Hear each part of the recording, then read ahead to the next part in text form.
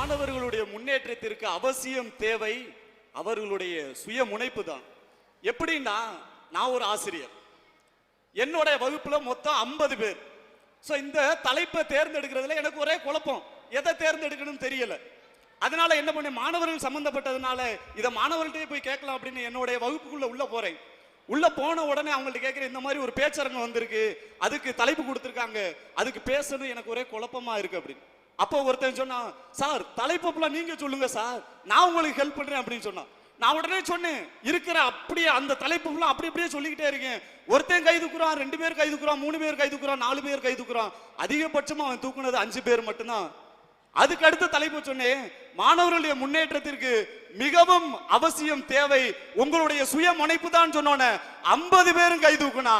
அந்த ஒரு விஷயம் தான் நான் இன்னைக்கு இந்த மேடையில் நிக்கிறதுக்கு காரணம். மாணவர்கள்லாம் ரொம்ப தெளிவா இருக்காங்கய்யா, அவங்களுடைய சுய முனைப்பு தான் அவங்களுடைய வெற்றிக்கு ஒரு படி அப்படின்னு. இன்னைக்கு ஆசிரியர்களா இருந்தாலும் சரி, பெற்றோர்களா இருந்தாலும் சரி, எதை நம்ம பெருசா பாக்குறோம் அப்படின்னா எக்ஸாமும் அதுல வர்ற மார்க்கும். ஏன்னா நான் ஒரு ஆசிரியர், இப்ப என் பையன் விளையாட போகணும்னு சொன்னா போக கூடாது, உட்கார்ந்து படி, அடுத்த வாரம் எக்ஸாம் வருது அப்படின்னு தான் நான் சொல்லுவேன். அதே மாதிரி தான் இன்னைக்கு எல்லாருமே, எல்லா ஆசிரியர்களும் எல்லா பெற்றோர்களும் எக்ஸாம் போய் படி, மார்க் வாங்கல அப்படின்னா உனக்கு எதுவுமே கிடையாது அப்படின்னு சொல்லி பயமுறுத்துறாங்க.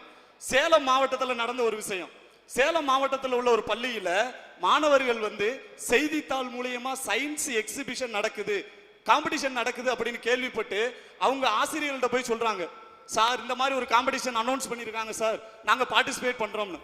அவங்க ஆசிரியர் சொல்றாங்க, இல்ல அடுத்த வாரம் எக்ஸாம் வருது போய் படி அப்படின்னு. தலைமை ஆசிரியர்கிட்ட போறாங்க, தலைமை ஆசிரியர் சொல்றாரு, அடுத்த வாரம் எக்ஸாம் வருது போய் படி. அவங்க விடாமுயற்சினால மறுபடியும் அவங்கள்ட்ட போராடுறாங்க. கடைசி இவங்களுடைய வற்புறுத்தல் தாங்க முடியாம தலைமை ஆசிரியரும் போய் பங்கு பெறுங்க அப்படின்னு சொல்லி அனுப்பிடுறாங்க. சேலம் மாவட்டத்தில் நடந்த முதல் சுற்றுல அவங்க வெற்றி பெற்று இன்னைக்கு தாய்லாந்துல நடக்கக்கூடிய ஃபைனலுக்கு தேர்வாயிருக்காங்கன்னா அதுக்கு காரணம் அவங்களுடைய சுய முனைப்பு தானே. இன்னைக்கு சமுதாயத்தை எடுத்துக்கிட்டீங்க அப்படின்னா கேலி, கிண்டல், நக்கல், நையாண்டி இது பண்றதுக்கு அவங்க ரெடியா இருக்காங்க. சமுதாயம் சொன்னது குடும்பம், குடும்பத்தில் உள்ள பிள்ளைங்க, அப்பா அம்மா, உறவினர்கள், நண்பர்கள் மற்றும் முகம் தெரியாதவர்கள், இவர்களைத்தான் நான் சமுதாயம் சொன்னேன். இப்படித்தாங்க ஒரு பையன் வாழ்க்கையில சாதிக்கணும் அப்படின்னு சொல்லி உடம்புல இருக்கிற எல்லா உறுப்பையும் ஒன்றிணைச்சு பக்கத்துல கிடைக்கக்கூடிய பொருட்களை சேமிச்சு புதுசா ஏதாவது கண்டுபிடிக்கணும் அப்படின்னு சொல்லி அவன் கண்டுபிடிக்க போகையில அவங்க அப்பா சொல்றாரு, ஏன்டா வீட்டை குப்பையா ஆக்குற அப்படின்னு. அவன் நண்பன் சொல்றான், இந்த பாரா குப்பையை புறக்க ஆரம்பிச்சிட்டேன் அப்படி. இப்படி பல பேர் கேலி கிண்டல் செஞ்சு அவன் மனம் தள்ளாரது, தன்னம்பிக்கை விடாம ஒரு சாதனை செஞ்சான். அது என்ன அப்படின்னா 64 எடை கொண்ட ஒரு குட்டி விமானத்தை தயாரிச்சு, ஏவுகணையை தயாரிச்சு விண்ணில செலுத்தினா அப்படின்னா அது வேற யாரும் இல்ல, 18 வயது மாணவன் ஷாருக். அவன்கிட்ட இருந்தது அவனுடைய தன்னம்பிக்கை தானே. இதே மாதிரி தான் நாம பெற்றோர்கள் நிறைய பேர் என்ன பண்றாங்க அப்படின்னா அவங்களுடைய ஆசையை அவங்க பிள்ளைங்களை வச்சு பூர்த்தி செய்யறாங்க. எப்படின்னா, இப்ப என்னோட ஆசை என்னன்னா நான் டாக்டர் ஆகணும், என்னால முடியல, எனக்கு இன்னுமே கல்யாணம் ஆகி வரப்போற பிள்ளைய நான் என்ன சொல்லுவேன், நீ டாக்டராகத்தான் ஆகணும், இதுதான் என்னோட ஆசை, நீ படி டாக்டர் ஆக அப்படின்னு தான் சொல்லுவோம். இதே மாதிரி தான் என்னுடைய நண்பருடைய வாழ்க்கையில நடந்தது. என்னுடைய நண்பர் ரொம்ப நல்லா படிக்கக்கூடிய ஒரு மாணவன், 10ஆம் வகுப்புல 405 மார்க் எடுத்து எங்க மாவட்டத்துல ஒரு முக்கியமான இடத்தை பிடிச்சவர். அவருடைய அப்பா அவனை 11ஆம் வகுப்பு சேர்க்கிறதுக்காண்டி பள்ளிக்கு கூட்டு போறாரு. கூட்டு போகல என்ன சொல்றாரு, அங்க போய் உட்கார்ந்தவன என் மயனுக்கு பயாலஜி குரூப் கொடுங்க அப்படின்றாரு. அங்க உள்ள ஆசிரியர் சொல்றாரு, சார் இன்னும் நிறைய குரூப் இருக்கு சார், எதுக்கு சார் பயாலஜி மட்டும் கேக்குறீங்க அப்படின்னு. அப்ப அவங்க அப்பா சொல்றாங்க, பயாலஜி படிச்சாதான் என் மயன் டாக்டர் ஆவான் அப்படின்னு. ஏன்னா எனக்கு ஆசை அவனை டாக்டர் ஆகி பார்க்கணும்னு. அப்ப பையன் சொல்றான், அப்பா என்னோட ஆசை போலீஸ் ஆகணும்ப்பா அப்படின்னு. அதனா முடியாது அப்படின்னு சொல்லி அந்த ஆசிரியரை பார்த்து சொல்றாரு, நீங்க இவனை பாடம் நடத்தும் போது நீ ஒரு டாக்டர் டாக்டர் டாக்டர்னு சொல்லி பாடம் நடத்துங்க அப்படின்ற. கடைசியா 12ஆம் வகுப்பு பொது தேர்வு முடிஞ்சு ரிசல்ட் அனௌன்ஸ் பண்றாங்க. அந்த பையன் எடுத்த மார்க் எவ்வளவுன்னு தெரியுமா? வெறும் 700. 405 மதிப்பெண் எடுத்த பையன் வெறும் 700 மதிப்பெண் எடுத்து அவங்க அப்பாட்ட போய் நிக்கிறான். அவங்க அப்பா சொல்றாங்க, என் முகத்திலேயே முழிக்காத, என் பிரஸ்டீஜ் போச்சு, என்னமோ அவர் வீட்டு குக்கர் போனது மாதிரி என் பிரஸ்டீஜ் போச்சு அப்படின்றார். அந்த பையனை வந்து வீட்டுக்குள்ளேயே சேர்க்காம என் கண்ணு முன்னாடி நிக்காத, என் முகத்துல முழிக்காத, வீட்டை விட்டு வெளில போன்றாரு.